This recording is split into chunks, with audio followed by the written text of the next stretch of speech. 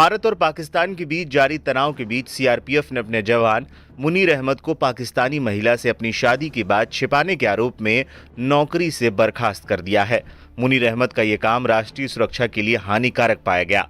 जवान की आखिरी तैनाती देश के प्रमुख आंतरिक सुरक्षा बल सीआरपीएफ की 41वीं बटालियन में थी। इस बीच सीआरपीएफ जवान मुनीर अहमद का दावा है कि उन्होंने पूरी प्रक्रिया का पालन किया था। उन्होंने अपने विभाग को शादी को लेकर सूचना दी थी और सभी जरूरी डॉक्यूमेंट्स भी लगाए थे। इसके बाद उन्हें इजाजत भी मिली थी। मुनीर की शादी पाकिस्तान के सियालकोट में रहने वाली उनके मामू की बेटी मीनल खान से हुई थी। उन्होंने शादी और उससे जुड़े विवाद पर एक प्रेस कॉन्फ्रेंस कर अपनी पूरी कहानी बताई। माता पिता के द्वारा जो है बचपन में ही हमारी शादी तय कर दी गई। तो फिर मैंने सीआरपीएफ में ज्वाइनिंग की 2017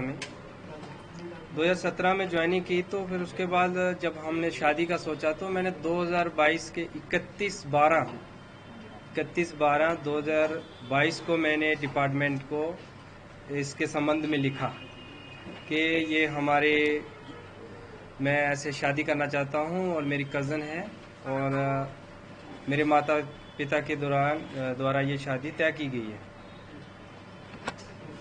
तो डिपार्टमेंट ने मेरी उस लेटर पे कुछ आपत्तियां लगाई, जिससे कि उन्होंने मेरे से मांगा कि शादी का कार्ड और शादी कौन सी जगह पे होनी वो और शादी की तिथि।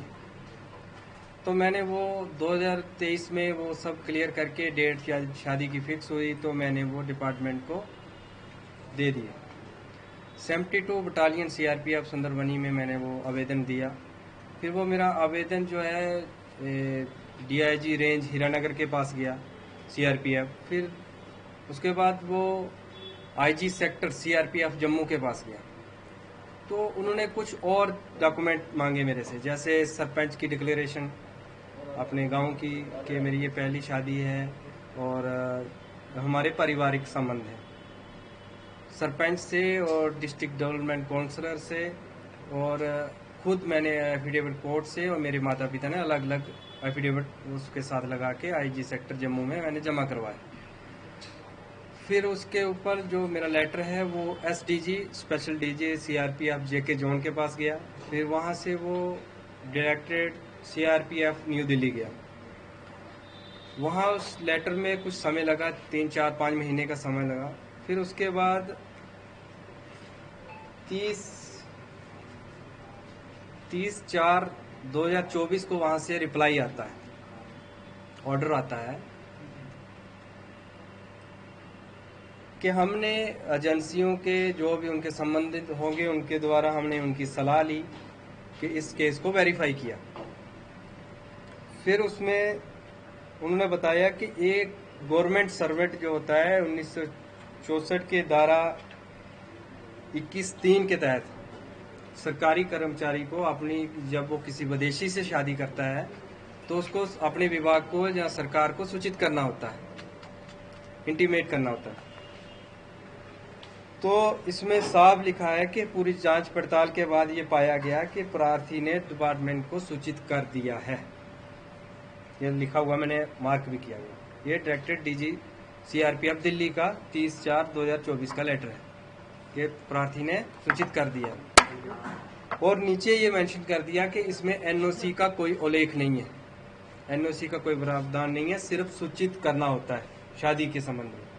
तो मैंने सूचित कर दिया, ये इसमें डायरेक्टरेट के ऑर्डर में क्लियर है। मुनीर अहमद ने एनआई से बात करते हुए ये भी बताया कि 24 मई 2024 को वीडियो कॉन्फ्रेंसिंग के जरिए उनकी शादी हुई थी। मीनल उनकी कजन है, उनकी मामू की बेटी है जो पाकिस्तान के सियालकोट में रहते हैं। एक्चुअली ये हमारी शादी 24 मई 2024 को हुई थी वीडियो कॉन्फ्रेंस के जरिए। ये मेरी कज़न है, मेरे मामू की बेटी है। ये वहाँ पाकिस्तान में सियालकोट में रहते हैं और पार्टीशन से पहले ये यहाँ मेरा अभी घर है, यहाँ पे ये दोनों फैमिलियाँ ज्वाइंट रहती थी। वो विभाजन के दौरान दोनों फैमिलियाँ बट गई तो ये पाकिस्तान चले गए। तो उसके बाद हमारे परिवार के बड़ों ने रिश्ता तय कर दिया हमारा बचपन में ही कि हम आपस में रिश्तेदारी करेंगे। तो फिर जब अभी शादी की हमने 2024 में, उससे पहले मैं आपको बता दूं कि मैं सीआरपीएफ में कार्यरत हूँ तो मैंने अपने विभाग को शादी की अनुमति के लिए सूचना देने के लिए मैंने 31/12/2022 को मैंने एक लेटर लिखा था और उस लेटर के ऊपर कुछ आपत्तियां लगा के इन्होंने रिटर्न कर दिया 24 जनवरी रिस्पेक्ट है। तो उसमें मैरिज का कार्ड, शादी कहाँ पे होगी और ये सब चीज़ें उसमें लिखी गई। मैंने उन सब आपत्तियों का निवारण करके शादी का कार्ड लगा के मैंने डिपार्टमेंट को दी। 72 बटालियन CRPF सुंदरबनी में कमांडेंट साहब से मैं मिला भी। फिर वो मेरा लेटर जो है through proper channel DIG range, उसके बाद जम्मू सेक्टर IG CRPF, फिर SDG JK जोन से होता हुआ वो डायरेक्टेड CRPF दिल्ली तक गया। वहाँ कुछ समय लगा, 2-4 महीने 5 महीने का समय वहाँ पे लगा। फिर उसके बाद में वहाँ से एक रिप्लाई आता है, जवाब आता है कि उसके संबंध में उन्होंने लिखा है, मतलब क्लियर लिख के दिया है कि रूल के हिसाब से जो है एक सरकारी कर्मचारी को सरकार को सूचित करना होता है, डिपार्टमेंट को सूचित करना होता है। तो मेरे बारे में साफ उसमें लिखा है कि प्रार्थी ने डिपार्टमेंट को सूचित कर दिया है। वो लेटर है आपके? ये लेटर मेरे पास है, ये लेटर है, आप देख सकते हैं। इसमें साफ मेंशन हुआ है। कहाँ पे लिखा है? ये लिखा हुआ है कि प्रार्थी ने उल्लेख मतलब इसके संबंध में सूचित कर दिया है। और NOC कानून है कि शादी से पहले आपको उनको सूचित करना है। मैं 24/5/2024 को शादी की है। शादी के बाद भी मैंने सूचित किया है, ऐसा पहले भी किया है। और तो अनुमति वहां से दी गई 30 जी, ये देखो क्लियर है, 30/4/2024 को डायरेक्टरेट से आया हुआ है कि इसने सूचित कर दिया है डिपार्टमेंट को, और NOC का कोई उल्लेख नहीं है इसमें। पूरे मामले पर मुनीर अहमद के वकील अंकुश वर्मा ने भी बयान दिया। देखिए, मुनीर अहमद CRPF में कांस्टेबल तैनात हैं। 2 महीने पहले, 2.5 महीने पहले पाकिस्तानी नेशनल मीनल खान से इनकी शादी हुई थी। विजिटर वीज़ा पे वो हिंदुस्तान में आई और उसके बाद लॉन्ग टर्म वीज़ा LTV उसके लिए उन्होंने अप्लाई किया, क्योंकि जब आप इंडियन नेशनल से शादी करते हैं तो आप LTV के लिए एलिजिबल हो जाते हैं। पहलगाम हमले के बाद 23 अप्रैल 2025 का जो गृह मंत्रालय का MHA का जो आदेश था, उसमें 2 कैटेगरी के पाकिस्तानी नेशनल्स को एग्जेम्प्ट किया गया था यहाँ से डिपोर्ट करने से। एक तो डिप्लोमेटिक वीज़ा होल्डर्स और दूसरे जिनके पास LTV है यानी लॉन्ग टर्म वीज़ा है।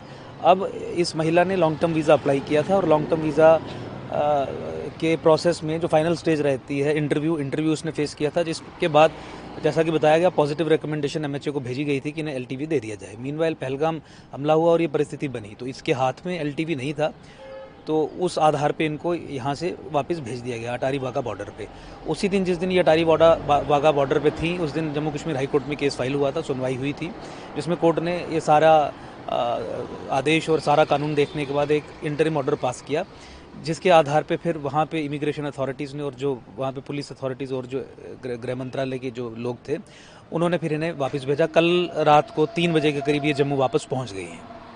ऐसे बहुत से केस होंगे जो क्या वो सब पे लागू होंगे? नहीं, देखिए, केवल 2 ही श्रेणी के लोग हैं पाकिस्तानी नेशनल्स जो एग्जेम्प्टेड हैं, जो एक्सेप्शन क्लॉज में है।